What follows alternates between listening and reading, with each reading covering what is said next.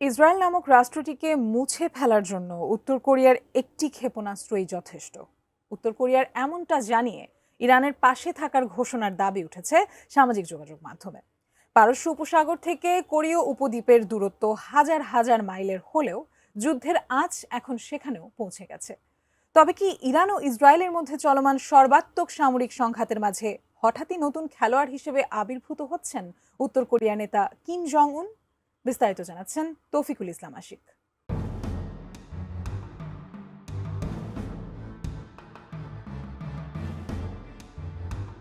America, Israel আর ইরানের মধ্যকার উত্তেজনার মাঝে এবার উত্তর কোরিয়ার হুঙ্কারের দাবি আন্তর্জাতিক অঙ্গনে কাঁপন ধরিয়ে দিয়েছে। সামাজিক যোগাযোগ মাধ্যমে বিভিন্ন সূত্রের মতে উত্তর কোরিয়ার এক বিবৃতিতে বলা হয়েছে, ইরান অনুরোধ করলে তারা ইসরায়েলের বিরুদ্ধে ক্ষেপণাস্ত্র সরবরাহ করতে প্রস্তুত এবং তাদের ধ্বংস করার জন্য একটি ক্ষেপণাস্ত্রই যথেষ্ট।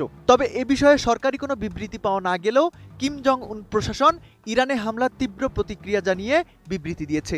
এই বিবৃতি এবং ইরানের পাশে থাকা কেবল কথার কথা নয়, বরং আধুনিক যুদ্ধক্ষেত্রে পিয়ংইয়ংয়ের ক্ষেপণাস্ত্র প্রযুক্তির যে বিশাল ভাণ্ডার রয়েছে তা এখন মধ্যপ্রাচ্যের যুদ্ধের বোর ঘুরিয়ে দেওয়ার সক্ষমতা রাখে।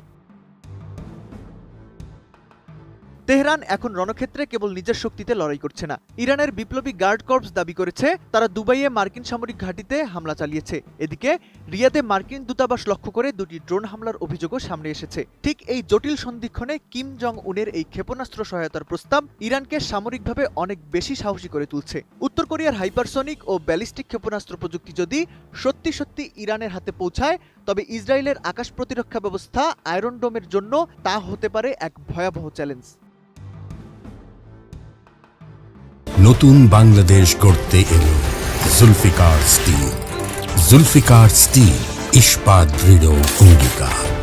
কিম জং উনের এই সামরিক আগ্রাসী মনোভাব কেবল মধ্যপ্রাচ্যের যুদ্ধের প্রেক্ষাপটে নয়, এর পেছনে রয়েছে তার নিজস্ব দীর্ঘমেয়াদী পরিকল্পনা। গত ২৮ ফেব্রুয়ারি দলীয় নেতা ও সামরিক কমান্ডারদের সাথে এক বৈঠকে কিম জং উন সরাসরি জানিয়েছেন তিনি তার পারমাণবিক অস্ত্রের ভান্ডার আরও বাড়ানোর পরিকল্পনা করছেন। বৈঠক চলাকালীন উত্তর কোরিয়ার নেতা তার কন্যা কিম জু আয়েকে নিয়ে নতুন প্রজন্মের স্নাইপার রাইফেল প্রদর্শন করেন। কিম জু আয়েকে এখন দেশের দ্বিতীয় প্রধান ব্যক্তি হিসেবে গণ্য করা হচ্ছে, যা ইঙ্গিত দিচ্ছে কিম পরিবার তাদের ক্ষমতার উত্তরাধিকারও নিশ্চিত করে ফেলেছে।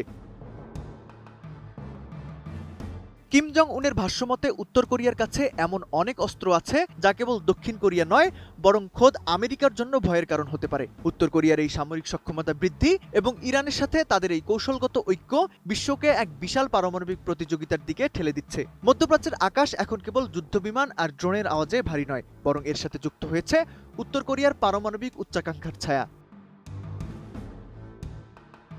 মধ্যপ্রাচ্যে একদিকে মার্কিন রণতরী, অন্যদিকে ইরানের ক্ষেপণাস্ত্র আর কিম জং উনের পারমাণবিক হুমকিতে বিশ্ব এখন শ্বাসরুদ্ধকর পরিস্থিতির মুখোমুখি।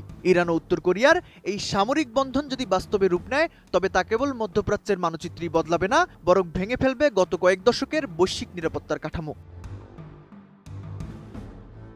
তৌফিকুল ইসলাম আশিক, এটিএন নিউজ।